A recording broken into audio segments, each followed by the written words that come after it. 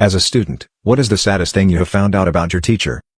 In 7th grade, I had a teacher named Mr. Andrews. He taught geography and state history. He was famous throughout the school for how hard his class was. Mr. Andrews didn't mess around. He expected his students to do the work he assigned, no shortcuts, and he assigned a lot of work. I still think I should have gotten an AP credit for his course, given the amount of work we had to do. Even though his class was tough, Mr. Andrews was a great teacher. He went above and beyond what the required course material was and gave really long, yet animated lectures, making the weirdest things interesting without losing our attention. He knew his stuff, which is something rare for public middle school teachers. History was genuinely his passion and he wanted to share that with us. And, every Friday he'd bring out his guitar and sing traditional folk songs for us. The whole class would enjoy it and it was a relief from the stress of all our other classes once a week. Still, his policy of assigning copious amounts of homework made him somewhat unpopular. Most students had mixed feelings about his class, myself included. One day, totally out of the blue, we took a break from our usual lesson plan. This was nearing the end of the year. Our middle school's guidance counselor was in the room, looking somber. As the bell to signal the start of class rang, she began to tell us how kind it is of Mr. Andrews to do this every year, and that we should be very respectful.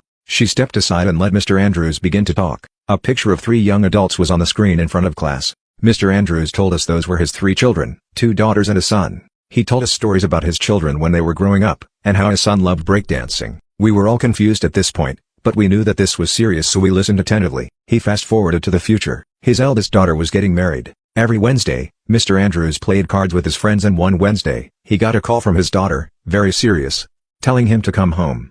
He thought there might have been a slight hitch in the wedding planning, so he wasn't too concerned.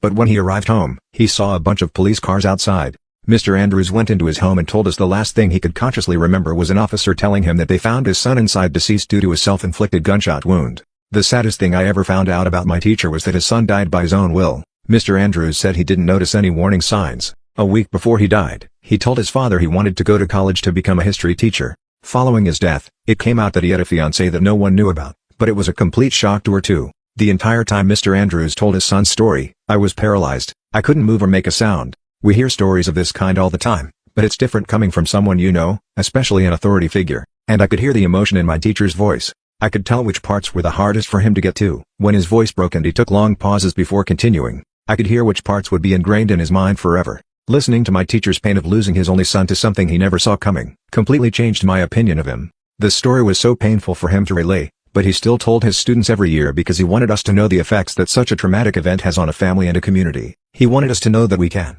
and must, ask for help. I will always remember his story. From that day forward, I had nothing but complete respect for Mr. Andrews.